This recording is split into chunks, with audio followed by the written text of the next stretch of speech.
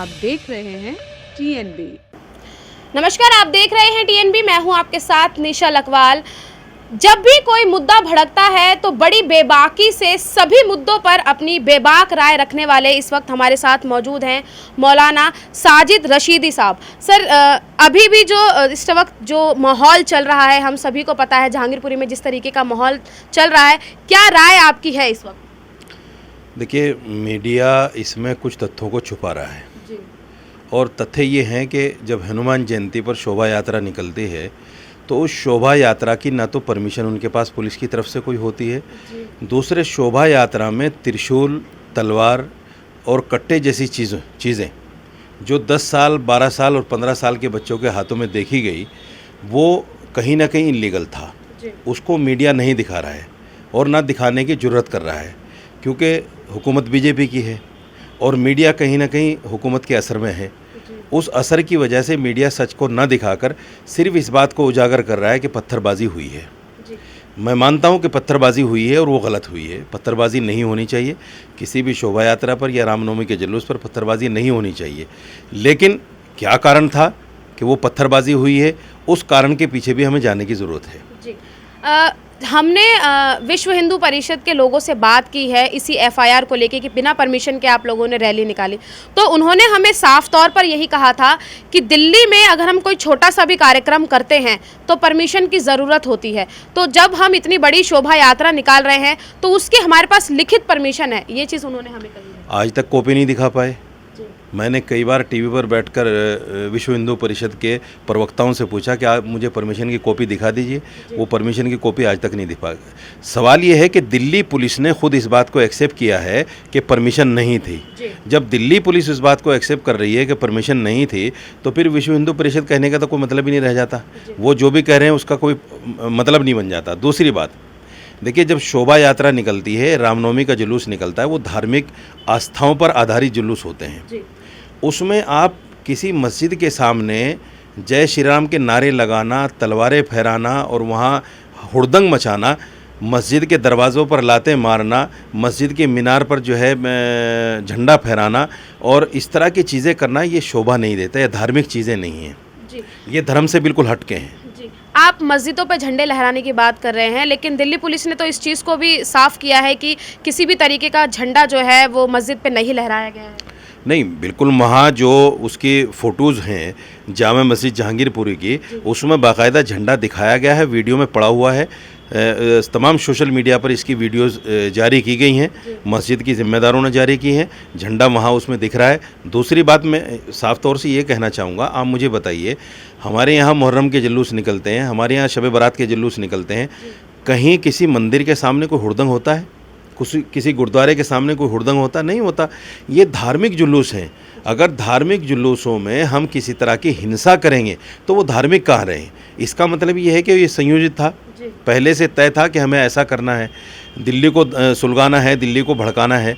यही हुआ कि जानबूझकर ऐसा किया गया और ये यही नहीं, बहुत सारे स्टेटों में इसका प्रयोग किया गया है और उस प्रयोग में ये लोग सफल रहे हैं। इन्होंने जो नफ़रत फैलानी थी, जो आतंकवाद फैलाना था, वो फैलाया है और इसमें कहीं ना कहीं ये लोग कामयाब रहे हैं। तो आपका कहना है कि जिन्होंने शोभा यात्रा निकाली है उन्होंने ही ये प्लान किया था कि इस तरीके की हरकत जो है वो की जाएगी। लेकिन जैसे कि आपने एक चीज़ और कही कि मुहर्रम के जुलूस जो निकलते हैं या जिस तरीके गुरुद्वारों के आगे से, मस्जिदों के आगे से निकलते हैं, तो इस तरीके की चीज़ें जो है वो नहीं होती है। लेकिन आज तक सर हमने ये भी नहीं सुना है कि मुहर्रम के किसी जुलूस पे पत्थरबाजी हुई हो। सारी खबरें जो हैं वो यही आ रही हैं कि रामनवमी पे भी पत्थरबाजी हुई है और हनुमान जी की जयंती पे जो शोभा यात्रा निकाली गई, उन पे ज़्यादातर जो है हिंदुओं की जो यात्राएं निकाली जाती हैं उन्हीं पे ही पत्थरबाजी की खबरें आ रही हैं। ये इसी साल हुआ है। कभी पहले सुना आपने पत्थरबाजी? आप मुझे बताइए, 2014 से पहले आपने कोई इस तरह की नफ़रत की बातें देखी हैं? ये देश आज़ाद हुए 75 साल हो गए अब। इन 75 सालों में कभी किसी शोभा यात्रा पर, किसी रामनवमी के जुलूस पर आप मुझे बता दीजिए कहीं अटैक हुआ हो। ये क्यों हुआ है? मैंने पहले ही कहा कि ये क्यों हुआ है, इसके पीछे की जानकारी लेना भी ज़रूरी है। देखिए, जब किसी भी आदमी को आप उकसाने का काम करेंगे, उसके धार्मिक स्थल पर कहीं ना कहीं हुड़दंग मचाएंगे। यहाँ तक कि रामनवमी के जुलूस में मुसलमानों को माँ की गालियाँ तक दी गई।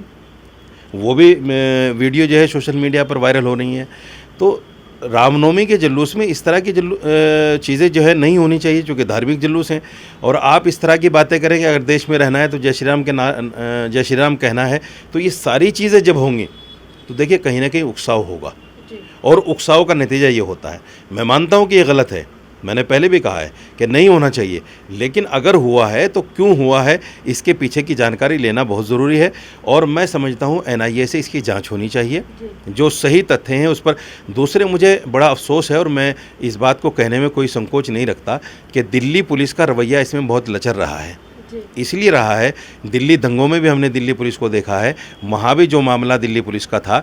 दूसरे, एक बहुत बड़ी बात मैं आपके चैनल के माध्यम से कहना चाहता हूं कि देखिए, जब इस तरह के जुलूस निकलते हैं या कोई इस तरह की घटना होने वाली होती है, हमारी जो CID CBIs हैं, हमारी जो एजेंसीज हैं, उनके पास पहले से इनपुट होते हैं। अगर आपके पास इस तरह के इनपुट थे तो आपने तैयारी क्यों नहीं की? उन जुलूसों को आपने कवर क्यों नहीं किया? जगह जगह पुलिस बैरिकेटर क्यों नहीं लगाए? आपने वो तलवारें क्यों चलने दी? आपने वो बर्छियाँ क्यों चलने दी? आपने बच्चों के हाथों में कट्टे क्यों? आप मुझे दूसरी चीज़ एक ये बताइए, जो 15-16 साल का बच्चा जो कट्टा लेकर चल रहा है, तलवार लेकर चल रहा है, और बच्चा खुद TV पर आकर ये कह रहा है कि ये तलवार मुझे मेरे बाप ने दी है, कि आप ये तलवार लेके जाओ। जिसका बाप उसको तलवार दे रहा है 15-16 साल की उम्र में, जिस उम्र में उस बच्चे के हाथ में कॉपी और किताब होनी चाहिए, जिस उम्र में वो बच्चा स्कूल में होना चाहिए, जिस उम्र में उस बच्चे को एजुकेशन लेनी चाहिए, उस उम्र में आप उस बच्चे के हाथ में तलवार देंगे तो उसका फ्यूचर क्या होगा? जो बच्चे हमारे देश का फ्यूचर हैं, हमारे देश का मुस्तकबिल हैं, उनके हाथों में अगर हम तलवार दे देंगे, बर्छियाँ दे देंगे, कट्टे दे देंगे, तो फिर हमारे देश का फ्यूचर क्या होगा? हमारे देश का फ्यूचर तो अंधकार में चला जाएगा। तो ये तलवार देने वाले लोग कौन हैं, इन पर भी कार्रवाई होनी चाहिए। सर, लगातार आप वीडियोस की बात कर रहे हैं। एक वीडियो हमारे सामने भी आया है जिसमें नंगी तलवारें लहराई जा रही हैं और अल्लाह अकबर के नारे भी लगाए जा रहे हैं। कहाँ का वीडियो है? वहीं का वीडियो। हिंदुस्तान का तो नहीं है जी। हिंदुस्तान का तो नहीं हो सकता।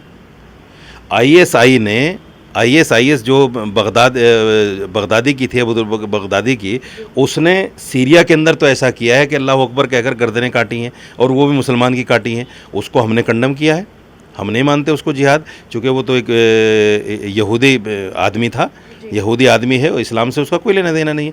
हिंदुस्तान के अंदर एक भी वीडियो आप ऐसी दिखाइए कि तलवारें हाथ में हो और अल्लाह अकबर के नारे हों, कोई ऐसा नहीं है। बिल्कुल, अगर आप ऐसा कह रही हैं तो मैं बिल्कुल कंडम करता हूं, उसका हो ही नहीं सकता। आप भी वीडियो को नकार रहे हैं और दूसरा पक्ष भी, जिस तरीके की वीडियो आपने बताई कि सोशल मीडिया पर वायरल हो रही हैं, वो भी उन चीज़ों को जो है वो नकार रहे हैं। हालांकि जांच की जा रही है, पुलिस की साइड से जांच की जाएगी और तथ्यों को आधार पर रख के उसके बाद ही फैसला लिया जाएगा। एक सवाल और सर, मैं आपसे यही जानना चाहूँगी कि अब वहाँ पे कार्यवाही की जा रही थी, बुलडोज़र चल रहे थे, हालांकि उनको रोक दिया गया है, सुप्रीम कोर्ट कल इस पर सुनवाई करेगा, क्या राय है? देखिए, बुलडोज़र किसी भी मसले का हल नहीं है, ये समझ लीजिए आप। ये बुलडोज़र बाबा ने जो एक ट्रेंड नया निकाला है, ये किसी भी मसले का हल नहीं है। इनलीगल प्रॉपर्टीज़ जो हैं, जो नाजायज़ कब्ज़े जिन लोगों ने किए हुए हैं, वो आज तो कर नहीं लिए, तो वो 50 साल, 60 साल, 70 साल से रह रहे हैं। एक कानूनी प्रक्रिया होती है उसकी। आप कोर्ट जाइए, कोर्ट किस लिए हैं? देखिए, सुप्रीम कोर्ट के एक बहुत ही वरिष्ठ जज ने जनसत्ता अखबार की हेडलाइन में ये कहा है कि सुप्रीम कोर्ट बंद कर देने चाहिए, कोर्ट का अब कोई महत्व नहीं रह गया है। चूँकि जब फैसला पुलिस लेना शुरू कर दे, फैसला सरकार लेना शुरू कर दे, तो फिर कोर्ट की कोई महत्व नहीं रह जाता, और हमें देश छोड़ देना चाहिए, यहाँ तक उन्होंने बात कह दी है। तो आप मुझे बताइए कि एक न्याय प्रणाली है, हम किसी भी बात को लेकर कोर्ट जाते हैं। जब कोई आदमी क्राइम करता है, वो भी कोर्ट जाता है, उसका फैसला जज सुनाता है कि इसने क्राइम किया है कि नहीं किया है, पुलिस उसको पकड़ती है और कोर्ट में पेश करती है। अगर कोई इनलीगल बैठा हुआ है किसी जगह पर, आप कोर्ट जाइए, कोर्ट उसको तय करेगा कि लीगल है इनलीगल है। अगर कोर्ट उसका आदेश दे देता है तो बेशक गिराइए आप, लेकिन सिर्फ दंगों को लेकर आप इनलीगल चीज़ों को ढूंढ रहे हैं, और कहीं ना कहीं रमज़ान जैसे पवित्र महीने में मुसलमानों को परेशान करने की जो आपकी आदत है पहले से, उसी पर आप अमल करने की कोशिश कर रहे हैं। ये बिल्कुल गलत है, और देश में ऐसा नहीं चलेगा और न चलने दिया जाएगा। सर, लगातार प्रेस कॉन्फ्रेंस की जा रही है बीजेपी की साइड से भी और आम आदमी पार्टी की साइड से भी, और दोनों जो हैं एक दूसरी पार्टी पर जो है वो आरोप लगा रहे हैं। आम आदमी पार्टी भाजपा को दंगाइयों की पार्टी बता रही है, तो वहीं सीधे तौर पर बीजेपी जो है इन दंगों में आम आदमी पार्टी का हाथ बता रही है। आम आदमी पार्टी और बीजेपी पार्टी में कोई फ़र्क नहीं है। जी अरविंद केजरीवाल ने जहांगीरपुरी दंगों को लेकर कह दिया था कि पत्थरबाजी गलत हुई है, जी लेकिन एक बयान अरविंद केजरीवाल का ये नहीं आया कि उसमें तलवारें क्यों लहराई गई, उसमें 16 साल के बच्चों के हाथ में तलवार क्यों है। अरविंद केजरीवाल का कोई बयान इस पर नहीं है। दिल्ली दंगों में हमने उनकी भूमिका को देखा है। ताहिर हुसैन जैसे आदमी को, जो उनका काउंसलर था, आज भी वो जेल में है, और जबकि वो आदमी निर्दोष है। नाजायज़ उसको जो है मास्टरमाइंड बना के फंसा दिया गया। तो मेरा मानना ये है कि अरविंद केजरीवाल और बीजेपी T20 खेल रहे हैं। जी ये आपस में एक फिक्स मैच है इनका। भाई आप करो, हम उसको नकारेंगे, और दोनों चोर चोर मसेरे भाई, इनमें कोई फ़र्क नहीं है किसी तरह का। कहा तो सर यही भी जा रहा है कि चुनाव को लेकर जो है मुद्दा भटकाया जा रहा है, दंगों की तरफ ध्यान लोगों का किया जा रहा है, और वहीं दूसरी साइड MCD इलेक्शन होने वाले हैं, एकीकरण हो गया उसका, इसलिए जो है मुद्दा भटकाया जा रहा है। नहीं, ये बात बिल्कुल सही है कि बीजेपी वोट बैंक के लिए इस तरह के हथकंडे अपनाती है, इसमें कोई दो राय नहीं है। MCD का इलेक्शन अभी होने वाला नहीं है, उसमें बहुत टाइम है, लेकिन ये सब चीज़ें जो है वोट बैंक के लिए हैं, इसमें कोई दो राय नहीं है। जी सर, एक सवाल और है। अभी राघव चड्ढा का रिसेंटली बयान आया, उन्होंने कहा है कि अगर दिल्ली दंगे रोकने हैं तो अमित शाह के घर पर बुलडोज़र चला दो। अगर दिल्ली दंगे रोकने हैं तो दिल्ली पुलिस जो है ईमानदारी से काम करना शुरू कर दे। जिस दिन दिल्ली पुलिस ने सही डंडा चलाना शुरू कर दिया दंगाइयों के ऊपर, चाहे वो कोई भी हो, किसी भी धर्म का हो, अगर दंगाइयों के ऊपर उसने डंडा चलाना शुरू कर दिया तो मैं समझता हूँ कि दंगे रुक जाएंगे। हमने इन्हीं दंगों के अंदर या दिल्ली दंगों के अंदर देखा है जो पुलिस का रोल है वो अच्छा नहीं रहा है। मैंने खुद दिल्ली दंगों के अंदर जब ताहिर हुसैन की जिस दिन अरेस्टिंग हुई, मैंने DCP सीलमपुर से बात की और मैंने कहा कि ताहिर को रेस्क्यू कर लीजिए। उन्होंने मुझे खुद कहा कि 15 मिनट के अंदर मैं रेस्क्यू कर रहा हूं उनको। पुलिस की टीम उनको रेस्क्यू करके लाई और फिर उनको दंगाई बना दिया गया। ये सारा पुलिस का खेल है। अंसार को जो मास्टरमाइंड बना के पेश किया गया है, उनके पड़ोसी क्या कह रहे हैं मीडिया के सामने आकर, आप देखिए बहुत सारे चैनलों ने उनके पड़ोसी के इंटरव्यू लिए हैं। अंसार के बारे में कोई आदमी गलत नहीं बता रहा है, लेकिन उसको मास्टरमाइंड बना दिया गया। तो ये सारा काम जो है राघव चड्ढा और अरविंद केजरीवाल को सोचना चाहिए कि हम मुसलमानों के वोट पर दिल्ली में सरकार में बैठे हुए हैं और उन्हीं मुसलमानों को आप दंगाई बनाकर जेल में पेश कर रहे हैं। यही वो अरविंद केजरीवाल हैं जिन्होंने मरकज़ को लेकर रोज़ाना एक प्रेस कॉन्फ्रेंस की थी और कहा था कि आज इतने जमाती कोरोना में पकड़े गए, आज इतने जमाती कोरोना में पकड़े गए। इन्होंने जमात को और मरकज़ को जिस तरीके से बदनाम किया था, मुसलमान इसको भूला नहीं है। दिल्ली दंगे, मरकज़ और आज ही जहांगीरपुरी का दंगा, मुसलमान इसको भूलेगा नहीं। और मैं मुसलमानों से अपील भी करता हूँ, ख़ासतौर से आपके चैनल से, आप इन चीज़ों को भूलिएगा मत। आने वाला इलेक्शन, उसमें हमें सोच समझकर वोट करना है कि हमें केजरीवाल को, उस केजरीवाल को देना है जिसके पैंट के नीचे अंदर कच्चा है, या हमें फिर सही सरकार चुननी है। सर, सीधे तौर पर कहें कि आप दिल्ली पुलिस पर सवाल खड़े कर रहे हैं, तो हम यही जानना चाहेंगे कि दिल्ली पुलिस जो है किसके इशारे पर काम कर रही है? दिल्ली पुलिस तो केंद्र सरकार के इशारे पर काम कर रही है। केंद्र सरकार के उसमें रहती है दिल्ली पुलिस। यहाँ की पुलिस केजरीवाल के अंडर में तो है नहीं। देखिए, मैं एक बहुत बड़ी सफाई के साथ बात कहता हूँ, जब हमें हमारी इंटेलिजेंस को ये पता चल जाता है कि पाकिस्तान हमला करने वाला है, वो तो हमें पता चल जाता है, लेकिन दिल्ली में दंगा होने वाला है, हमारी एजेंसी को कानो कान खबर नहीं होती। और इतना बड़ा दंगा जिसमें सैकड़ों दुकानें जल जाएं, सैकड़ों मकान जल जाएं, सैकड़ों लोगों की मौतें हो जाएं, ऐसे दंगे का आपको पता नहीं। तो कहीं ना कहीं हमारी एजेंसीज़ के पास इस बात की इनपुट थी, लेकिन जानबूझकर दिल्ली पुलिस ने उसमें ढील बरती है। और मुसलमानों को जिस तरह से दंगों के नाम पर टारगेट किया जाता रहा है, मैं इसमें कांग्रेस को साफ नहीं ठहरा रहा हूँ। कांग्रेस के ज़माने में भी ये हुआ है कि जब भी कहीं दंगे हुए हैं, नुकसान मुसलमानों का हुआ है। देखिए, मैं एक बहुत बड़ी बात आपके चैनल पर कह रहा हूँ कि पूरी दुनिया में आप देखिए, आतंकवाद से सबसे ज़्यादा प्रभावित मुसलमान है। चाहे वो कश्मीर में हो, चाहे वो इराक़ में हो, चाहे अफ़गानिस्तान में हो या सीरिया में हो, सबसे ज़्यादा मुसलमान मर रहा है। लेकिन आतंकवादी कौन है? आतंकवादी फिर भी मुसलमान है। दंगे जहाँ भी होते हैं, सबसे ज़्यादा प्रभावित मुसलमान होता है। मुसलमानों के घर जलाए जाते हैं, मुसलमानों की दुकानें जलाई जाती हैं, मुसलमानों को मारा जाता है, मुसलमान घर से बेघर होते हैं, दंगाई फिर भी कौन होता है? मुसलमान होता है। ये जो दोहरा मापदंड है, ये जो सेलेक्टिव राजनीति है, ये कहीं ना कहीं देश को एक दूसरी ओर ले जा रही है। यहाँ इस देश का एक सभ्यता, एक कल्चर है कि हिंदू, मुसलमान, सिख, ईसाई सब प्यार से रहते हैं। लेकिन 2014 के बाद में जो वातावरण देश में बना है हिंदू मुस्लिम नफ़रत का, वो कहीं ना कहीं देश के लिए बहुत घातक है। जो देश भी किसी भी धर्म के नाम पर बने हैं, उन देशों की क्या पोजीशन है। आप पाकिस्तान को देखिए क्या पोजीशन है उसकी, नेपाल को देख लीजिए क्या पोजीशन है, अभी ये क्या नाम श्रीलंका को आप देख लीजिए, आज भूखमरी का क्या आलम है वहाँ। अगर आप इसको हिंदू राष्ट्र बनाना चाहते हैं तो ये देश भी नेपाल और श्रीलंका से कंपेयर कर लीजिए, वहीं पहुँच जाएगा। क्योंकि भूखमरी की जो दर है हमारे यहाँ वो बहुत ज़्यादा हो गई, छीना झपटी ज़्यादा हो गई, चोरी चकारी ज़्यादा हो गई, जो काम पहले नहीं होते थे अब होने लगे। क्योंकि जो लोग बेरोज़गार हैं, जिनके पास कारोबार नहीं है, जो महंगाई से मर रहे हैं, जिनके पास पैसा नहीं है, वो सब क्या करेंगे, वो चोरी करेंगे। इसलिए सरकार अपने इन तमाम मुद्दों से हटाने के लिए दिमाग को इस तरह के दंगे कराती है। मुसलमान हर मोर्चे पर ये सरकार हर मोर्चे पर नाकाम है और नाकामी को छुपाने के लिए ऐसा कुछ कर रही है कि जगह जगह दंगे कराओ ताकि लोग जो है महंगाई को भूल जाएं, बेरोज़गारी को भूल जाएं और तमाम चीज़ों को भूलकर सिर्फ दंगों पर उनका ध्यान रहे। जी तो सर हम ये कहें कि भाजपा जो है वो एक ही जो है समुदाय को सबसे ज़्यादा महत्व दे रही है। नहीं, देखिए दो चीज़ें हैं, भाजपा दो तरह से काम कर रही है। एक तरह तो हिंदू विरोधी काम कर रही है। हिंदू विरोधी क्या काम कर रही है कि आज तक जब से वो सरकार में बैठे हैं, हिंदुओं के लिए एक काम किया हो तो बताइए। कोई काम नहीं किया। अगर किया है तो मुसलमान के लिए किया। ट्रिपल तलाक कानून लाए तो मुसलमान के लिए, 370 लाए तो मुसलमान के लिए, CA NRC लाए तो मुसलमान के लिए, हिंदुओं के लिए कुछ नहीं है। दूसरे ये है कि दूसरी तरफ वोट बैंक को जमा करने के लिए वो जैनों को, बुद्धिस्टों को, दलितों को, सबको SC ST को लगाकर 80% बता देते हैं कि जी 80% है, और मुसलमानों को नुकसान पहुंचाने के लिए अपना वोट बैंक सीधा कर रहे हैं।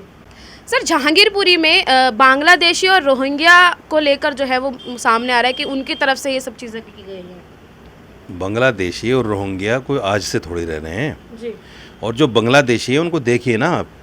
सवाल ये है कि जिनके पास हिंदुस्तान का आधार कार्ड है, पैन कार्ड है, उनके पास सब कुछ है, ID है यहाँ की, उसको आप बांग्लादेशी और रोहिंग्या कैसे कह सकते हैं? या जो है उनको निकालिए। हम कब कहते हैं कि उनको आप रखिए? हाँ, कहा जा रहा है कि अब मतलब जिस तरीके से दंगे लगातार सामने आ रहे हैं, अब NRC लागू कर देना चाहिए। नहीं, NRC तो लागू नहीं हो सकता है। NRC तो लागू होगा तो फिर उसमें बहुत सारी चीज़ें हैं। सवाल ये नहीं है कि NRC लागू होना चाहिए कि नहीं होना चाहिए। NRC अगर लागू हो गया तो बीजेपी के बहुत सारे मंत्री जो है अपने डॉक्यूमेंट्स नहीं दिखा पाएंगे, उनके पास भी सारे पेपर नहीं है, ये अच्छी तरह जानते हैं वो लोग। लेकिन सवाल ये है कि जो लोग इनलीगल हैं उन पर कार्रवाई कीजिए, इनलीगल का नाम लेकर लीगल लोगों को मत सताइए।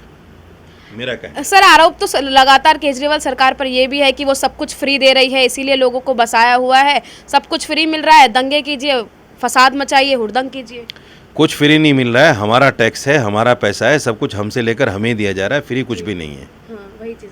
तो सर एक चीज़ और, लास्ट सवाल मेरा यही रहेगा, सुप्रीम कोर्ट में कल सुनवाई होनी है, जिस तरीके से बिल्डोजर चलाए गए हैं, लोगों की दुकानें जो हैं वो तोड़ दी गई हैं, हालांकि कहा जा रहा था कि वो गैर कानूनी दुकानें हैं, लेकिन अब कल जब सुनवाई होगी तो क्या लगता है आपको, क्या कुछ फैसला या किसके हक में जो है वो फैसला आ सकता है? देखिए, फैसला उन्हीं के हक में आएगा जिनकी दुकानें तोड़ी गई, जिनका मकान तोड़ा गया है। और मैं सुप्रीम कोर्ट से एक आग्रह और करना चाहता हूं कि जिन लोगों की दुकानें तोड़ दी गई, आप बाकायदा ऑर्डर दीजिए कि ये दुकानें बना कर दी जाएं और ये मकान बना कर दिए जाएं, क्योंकि रमज़ान का पवित्र महीना चल रहा है, इस महीने में इस तरह का जुल्म नहीं होना चाहिए। जी, लेकिन सर गैर कानूनी दुकानें थी और उनको तोड़ दिया गया है, तो उस पर कहने को गैर कानूनी है ना। अगर गैर कानूनी थी तो आज क्यों टूट रही है दंगे के बाद में? इनको पहले भी तोड़ देना चाहिए था। बीजेपी सरकार 2014 से है और तकरीबन 8-9 साल जो है केजरीवाल सरकार को भी हो गए, तो ये तो पहले टूट जानी चाहिए थी, आज क्यों टूट रही हैं? ये कहीं ना कहीं मुसलमानों के खिलाफ एक आक्रोश है और हिंदुओं को भड़काने वाली बात है, और कुछ भी नहीं है। तो जहांगीरपुरी में जो दंगे हो रहे हैं उन्हें लेकर मौलाना साजिद रशीदी जी ने साफ तौर पर कह दिया है कि जिस तरीके का माहौल बनाया जा रहा है वो कहीं ना कहीं जो है वो बीजेपी की साइड से ही बनता हुआ दिख रहा है, और दिल्ली पुलिस की भी इसमें ढिलाई जो है वो सामने आई है। लेकिन अब देखना यही रहेगा, क्योंकि कल जो है सुप्रीम कोर्ट में सुनवाई होनी है। जिस तरीके से सुबह से लगातार जहांगीरपुरी में कार्यवाही बिल्डोजर के जरिए की जा रही थी, अब बिल्डोजर को रोक दिया गया है और कल अब देखना यही रहेगा कि वो बिल्डोज़र फिर से चलता है या फिर रुक जाता है, क्योंकि सर ने भी हमसे यही बात कही है, मौलाना सर जो थे उन्होंने भी हमसे यही बात कही है कि फैसला जो है वो वहाँ के लोगों जिनकी दुकानें टूटी हैं उनके हक में ही आएगा।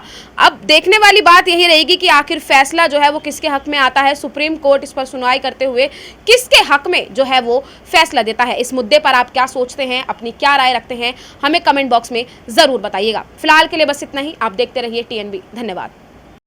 हमारे नए अपडेट्स पाने के लिए हमारे चैनल को सब्सक्राइब करें और बेल आइकन पर क्लिक करें। साथ ही हमारे वीडियोस को लाइक और शेयर करना ना भूलें।